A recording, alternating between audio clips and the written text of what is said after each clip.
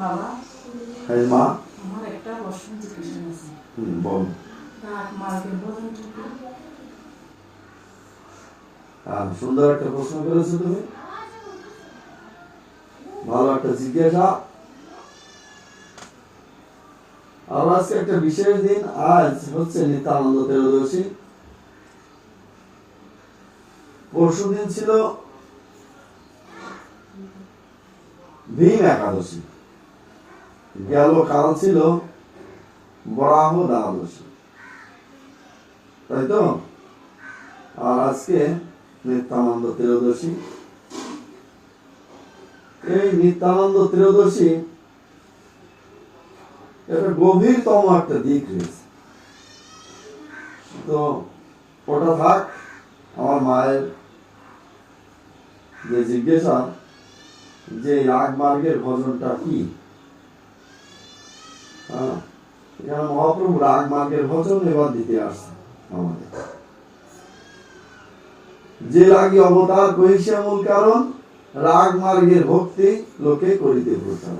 এবার মহাপ্রভু এই রাগ মার্গের ভক্তিরই প্রচার করতে আসছে। শাস্ত্রে বলছে কি, দাস সখা পিতা মাতা প্রেয়সীগণ। বুঝতে কষ্ট হচ্ছে না তোমাদের? দাস সখা পিতা মাতা প্রেয়সীগণ রাগ মার্গে এই সব ভাবের অনুগণ। অর্থাৎ ব্রজের যে মুখ্য চারটে ভাব, দাস্য সত্য বাৎসল্য মধুর, এই ভাবের আশ্রয় গ্রহণ করে যে ভজনটা, সেটা হচ্ছে রাগমার্গ। ব্রজলোকের কোন ভাব লইয়া যে ভজন, তো ব্রজের ভাবে ভাবিত হয়ে ভজনা করাটাই হচ্ছে রাগানুগা মার্গে ভজন। তো এখন আমরা তো আসলে এটা একটা কাল্পনিক দিকে নিয়ে চলে যাই বা যাচ্ছি। যেমন রাগ মার্গের ভজনের দৃষ্টান্ত দিয়েছে রায় রামানন্দকে, রাগানুগা মার্গে জানি রায়েরও ভজন। রামানন্দ ছিলেন একজন জমিদার।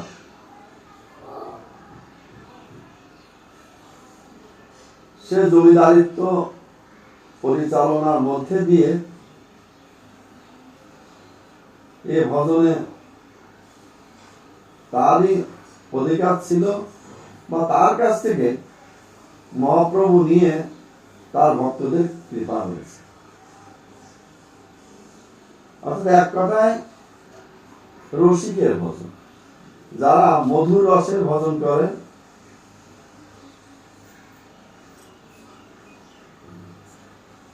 এগুলো তো অনেক কিছু জানার আছে, বোঝার আছে। গুরু গৌরের কাছ থেকে এগুলো জানতে হয়। মহাজন বলছে কি, সহজ প্রীতি জীবে না সম্ভবে, সহজ মানুষ। বৃন্দাবনের যে সহজ প্রীতি, এটা কোনো জীবের পক্ষে সম্ভব নয়। জীবাত্ম ঘোচার পরে এখানে ঘটাবে। সহজ প্রীতি জীবে না সম্ভবে, সহজ মানুষ বই। সহজ প্রীতি রতি না টলিবে, তবে তো সহজ। এখানে রতি শব্দের অর্থ বিন্দুকে বোঝায়। আবার রতি শব্দে প্রভুকায় রতি শব্দের অর্থ সুদৃঢ় বিশ্বাস জানিবে নিশ্চয়। রতি গাঢ় হলে তারে প্রেম মন্ত্র।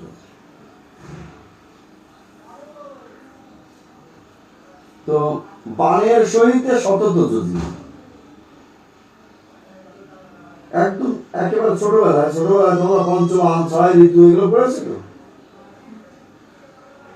বানের নাম বলতে পারবে? 5টা বান আছে। এটা গুরুদেবের কাছ থেকে এই বান গুণের যাজন নিতে হয়। যে বানের সহিতে সতত যুজিবে, সহজ তাহারে কয় কাম লোভে পড়ি যে করে প্রীতি নরকে ডুবিয়া। অনুরাগে পড়ি কাম লোভ ছাড়ি প্রীতি করায় যে, বাসুলি আদেশে কয় চণ্ডীদাসে মানুষ পাইতেছে। গোলক উপরে মানুষের বসতি তাহার উপরে নাই, মানুষ ভাবেতে বসতি করিলে তবে সে মানুষ। চণ্ডীদাস কয় শোনো হে মানুষ ভাই, সবার উপরে মানুষ সত্য তাহার উপরে। মানুষের ভজন তো এত সহজ নয়। রাগমার্গের ভজন তো অনুরাগের, গুরুদের ভাবে দাস্য ভাবে সেবা, সখা সূক্ষ্ম ভাবে। তুমি কোন বড় লোক, তুমি আমি শোনো। ভক্ত ভগবান একাকার। বাৎসল্য হবে তাড়ন ভৎসন, লালন পালন, সর্বাঙ্গ দিয়ে করে কৃষ্ণের ভজন। অতএব মধুর রসে হয় পঞ্চম। এবার প্রকৃত অর্থে মহাপ্রভু কিন্তু এই মধুর রসের ভজনটা দিতে আসছে। এই তো মধুর রস কহিতাম না। মধুর রস কয় প্রকার? দুই প্রকার।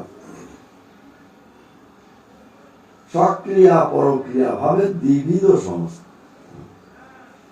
পরক্রিয়া ভাবে অতি রসের উল্লাস, ব্রজ বিনা ইহা অন্যত্র নাই বাস।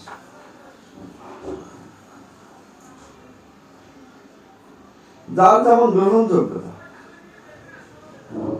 পরক্রিয়া বলতে সাধারণ ভাবে যেটা বোঝো আসলে তা নয়।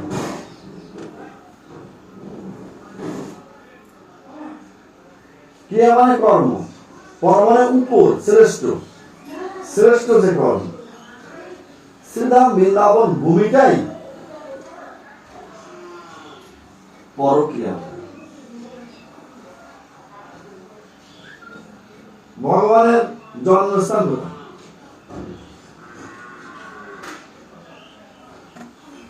তার সক্রিয়া ভূমি আছে মথুরা, আর বৃন্দাবনটা আছে তার কি পরক্রিয়া।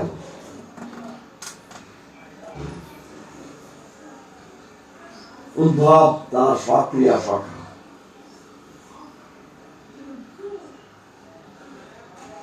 আর শ্রীরাম বৃন্দাবনের যে সখারা, শ্রীরাম সুরাম বংশীরাম মধুমঙ্গল আদি যে সখারা, এরা কারা? এরা তার পরক্রিয়া সখা। অর্থাৎ এখানে পরক্রিয়ার সংজ্ঞা এমন ভাবে বলা যেতে পারে, যিনি পরকে অতি আপন করে নিতে নেওয়াটাই, অন্যকে অতি আপন করে নেওয়াটাই পরক্রিয়া। সক্রিয়া তার পিতা মাতা বসুদেব দেবকী, তার সক্রিয়া পিতা মাতা। আর তার পরক্রিয়া পিতা মাতাকে যশোদা, যশোমতী মা, আর নন্দ মহারাজ মা নন্দ রানী। তারপর সক্রিয়ার নায়িকা কারা? কুব্জা, রুক্মিণী সত্যমরে দ্বারকা লীলায়,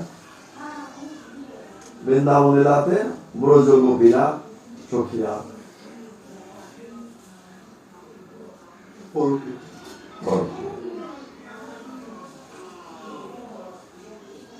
অর্থাৎ যে কর্মটা অধিক ঊর্ধ্বে,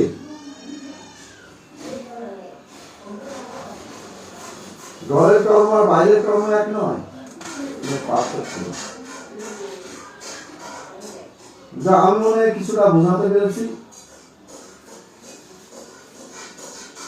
যদি কোনো ত্রুটি হয়,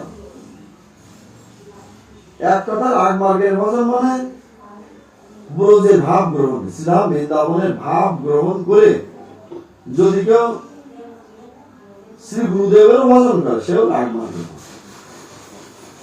এতে কোনো সন্দেহ নেই। যদি কোনো ত্রুটি হয় বাক্য ব্যবহারে, আপনারা নেবেন না। আমাকে আপনাদের শিশু সন্তান মনে করে ক্ষমা সুন্দর মন বুদ্ধি অধমের প্রতি স্থাপন করবেন। আর তিথির এই চ্যানেলটা নাম হচ্ছে শ্রী চৈতন্যের অবদান, সাবস্ক্রাইব করবে। আমার গৌর সুন্দরের নিত্য নতুন তথ্য এবং তত্ত্বের সন্ধান এই চ্যানেলে পাবেন। চেষ্টা করব। চৈতন্য লীলা তো কোটি সমুদ্র, কবিরাজ গোস্বামী বলছে চৈতন্য লীলা গম্ভীর কোটি সমুদ্র। কি লাগি কি করে আমরা কেউ না পারে বুঝিতে। অতএব নিগুণ অর্থ কিছুই না জানি, বাহ্য অর্থ পরিবারে পরিটামাটা অত্যন্ত গভীর থেকে গভীরতর, গভীরতর হইতে গভীরতম আমার মহাপ্রভু গৌর সুন্দরের লীলা। জয় রাধে, সবাই ভালো থাকতেন। জয় জয় শ্রী গুরু প্রেমানন্দে, গৌর সদানাথ প্রেমানন্দে।